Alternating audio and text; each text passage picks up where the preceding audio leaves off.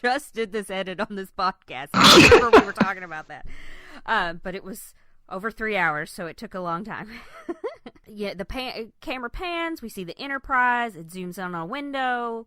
We're in 10 forward. We have Picard and Data. They're playing poker. Picard is telling Data that he's got a tell. And, of course, Data is an android, and he's like, that's not possible. And Picard's like, well, one of your pupils flinches to make me think you have a tell, so I know when you're neutral you don't have one. It's like, oh. I like that. Like the Data would be trying to trick him to think that he had tell, and then he doesn't. Well, I also like that Data says, well, now that you've figured that out, I don't know which deception to employ. Yes. So he's like, oh, so you're totally aware of all of this. Also, how beautiful did the Enterprise D look? Oh my that was the whole. Oh my god, how gorgeous is that shot? Like, I love that the Next Generation ended with them playing poker and it panning out from the Enterprise, and this one is panning Enterprise coming at you, and you go right into 10 forward with them playing. It's and the way, and also this is shot like Discovery in like movie format, so it's just it's absolutely gorgeous. And as soon as that happened, like as soon as I saw it, like the Enterprise D, I'm like getting chills. I'm like, oh, I know this is probably the only time we're going to see it, physically. I know there's like holograms of it and we've seen in previews, but it's just, it's such a beautiful ship. Mm-hmm. Yeah, gorgeous. Yeah.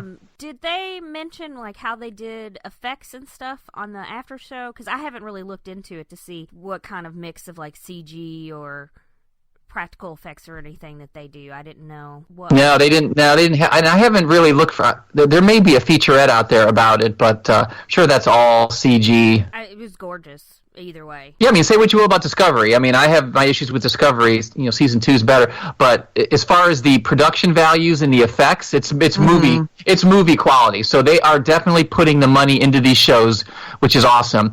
Now, unfortunately, they still haven't gotten any money from me because I'm still watching CBS All Access. I got another month free, so I still have not paid. So I have a month of commercial free that I'm sharing with Jake from PCL, and so we'll see what happens. But I have like 5 different emails, and I keep getting offers, so I keep bouncing, and I'm just going to keep doing it. So CBS is listening, and they're like, "Damn that guy! He's the one guy." It was Versus. There's one guy in Virginia we're not making any money on, and he's watched it for free 4 different times. What's going on, marketing department? Oh my god, that's hilarious. I was saying just this morning that if CBS is running numbers on my account, they're like, wow, she's watching it from like 8 different states. How in the world? She must really like this show. She just travels around to different states in the country and watches the show. You're walking through those. It's 2020. You're walking through those transporter door things. That's what I'm doing. Yeah, exactly. I transport myself, to Illinois and then to Iowa and then to Ohio. And who could you possibly be letting in any of those states? I don't know. Just people, I guess. And Carol has joined. She sat there and watched Picard with me. I think she enjoyed it. Except for when number 1 barks, she's like, what? Oh, yeah. And my dogs, too. Well, it's awesome. The other thing, I know, getting ahead, but number 1 in that, I was going to say the Wesley Crusher show. I'm sorry. Will we? W. No one tells him to shut up. They should just call it "Shut Up, Wesley," and then. But that number 1 is an actual rescue pit bull. Yeah, I did know that. Which I thought was awesome. Yeah, because Patrick Stewart and his wife work with rescue pits. That's awesome. Yeah, he I did read that he I did read that he chose that particular breed to be featured as his dog on the show because there is such a stigma with that breed. And so again, because him and his wife foster these dogs, he wanted his dog on the show to be one of these rescue pits. And so I think that's lovely. I think that's great. If you guys, I'm sure people who love the show follow Sir Patrick Stewart on on social media, and him and his wife did foster Ginger for quite a while, and they were unable to keep her because they travel between the U.S. and the U.K. and you can't bring animals like that. So they ended up placing her in a good home. But every once in a while, Ginger comes for a visit, and those videos are precious. And if you've never seen them, just check them out on Sir Patrick Stewart's Facebook page. They are adorable. Yeah. He puts links on his Twitter, I think, to them, too. Yeah, very sweet. Back to the show. It's like we're digressing a lot for a show that we all enjoyed. But it's just so exciting. Okay, so we're with Picard and Data. Picard pours himself some tea, and then he asks, if Data wants any milk or sugar. And it's like, Data doesn't need to drink any tea, so that was kind of weird. And Data's like, are you stalling? And he says, I just don't want the game to end. Like, aw, this. Data makes his bet, and then Picard says he's all in. And I wrote in my notes, that's exactly how I felt at this moment of this show. I was like, yes, I am here for this show, for this episode, for this season, for this series. I am excited. After, he says he's all in, then we see, out the window, from the trailers with Mars exploding and Picard, reacting, and then it just takes over the screen, and we find out it was all a dream. Mm-hmm. So the next scene, he wakes up. Number one wakes up and comes over to him because he's had a good dream that kind of turned into a nightmare at the end, bad stuff happening, and the dog was worried about him. Just like Carol is apparently worried about me and is licking my hand. Picard gets up and goes to the window, and he looks out, and you see his vineyard. There's people there. There's machinery. It looks like something's watering or doing pesticides or something, but I don't know if they have pesticides. Doing stuff to the fields. And it pops up Chateau Picard, France, on the screen. We see something that's going to appear, I assumably, in all of the episodes, because in this episode, whenever they've gone to different places, it will have the title. I didn't mind it. It was kind of cool. You looked very futuristic lettering. It wasn't distracting from anything. Mm-hmm. So. Can we go back one quick second? Yes. So I don't know if this is actually an Easter egg. According to an article I read, it is an Easter egg. When they're playing cards and Data lays down 5 queens. Right. I wondered if that was something. Well, according to this article by the Hollywood Reporter, written by Phil Perello, want to give credit. They list this as a reference to Q. Oh. That because Q has been such a big part of Star Trek Next Generation and all the other series going forward, that the 5 queens or the 5 Qs is a reference to Q himself, and that also during the opening bars of the opening title, which I think actually we might get to a little bit later, but when you hear the opening title, there apparently you can hear a flute, which is a reference to Picard's flute from the Inner Light episode. Yeah, so I forgot to write down where the credits come in, so we can talk about that. It's after the Boston scene. We're talking. Oh, okay. I jumped ahead there a little bit. Sorry about that. I wrote it down, but I didn't type it in. Cool. I didn't type it. I just wrote it. Hey, Brooke, I was thinking about when you were talking about how the futuristic writing. Imagine if Chateau Picard came up remember in Avengers Endgame, Chateau Picard, gigantic. Those giant cards, giant letters. Yeah, that's exactly what I was thinking. I was like, that might have been a little much. And also, too, of course, the reference to the shipbuilding yards on Utopia Planitia. It's a location referenced many times in Star Trek. Also, specifically, I hope Leah Brahms wasn't working that day. I hope, or maybe she was not there anymore. But, of course, Leah Brahms famously worked at the shipyards at Utopia Planitia. So hopefully she wasn't there. Well, maybe she wasn't if she really did marry Geordi. Yeah. Stalking pays off, see? Yeah, no, don't say that. I am total joke. Come on. I know, but there are people who don't take jokes.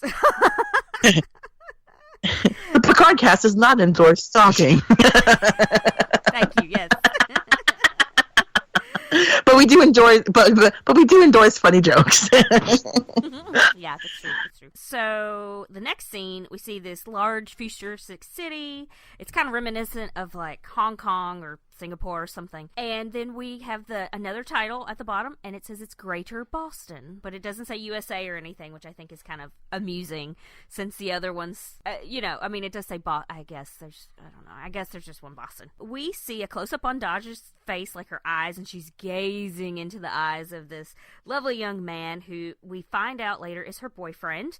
We don't ever get his name, but we do find out he's a Zean, because she says he should use his Zean intuition to figure out what they're celebrating, because they're sitting there drinking wine with candles lit and everything. Turns out she has made it into the Daystrom Institute. She's going to be working on like artificial intelligence and all that kind of stuff, so that's really exciting. He gets up to get a more exciting drink for their exciting moment from the replicator, and all she has is vanilla milkshakes, apparently. Nothing wrong with that. I like vanilla milkshake. Right? Suddenly, as the boyfriend is over trying to make these milkshakes, 3 figures appear. They're all dressed in black. They're wearing helmets, so we can't see who or what they are.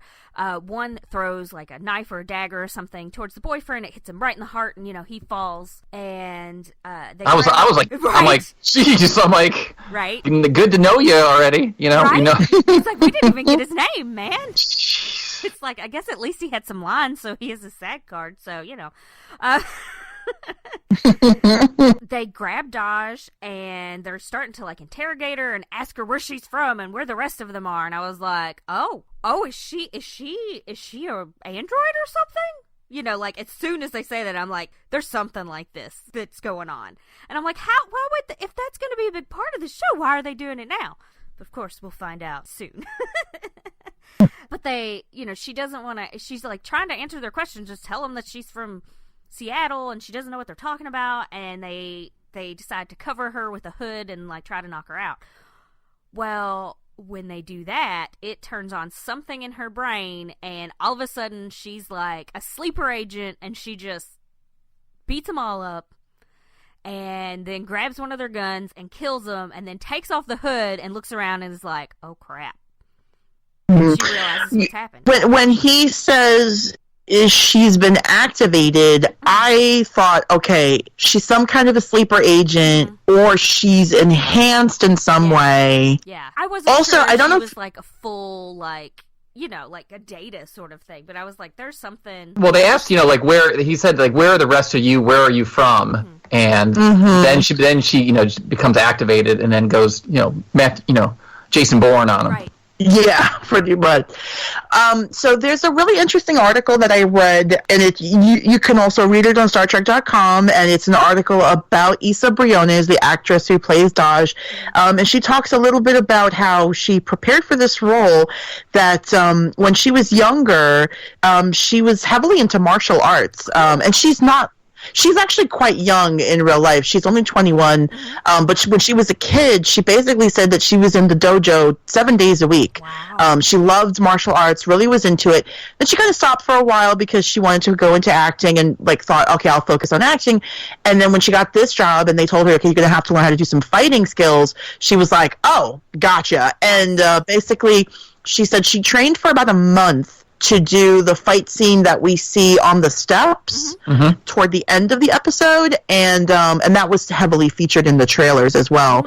And of course she has a stunt double, and there's a whole stunt team that work on these things, but that a lot of it is her. Nice. A lot of it is her doing this stuff, because she said, once she started practicing, it was like it all came back to her, and that it felt very like second nature. So she is pretty much badass in her own right. This actor. Could you send me a link to that, and we'll put it in the show notes? I sure will. Awesome. Yeah, I was very impressed with the fight choreography in this first episode. Oh yeah, I have to say, like, and I know we'll talk about the other fight scene later on, but this fight scene was so good because she does the whole thing with a pillowcase over her head, so it was very very Jason Bourne.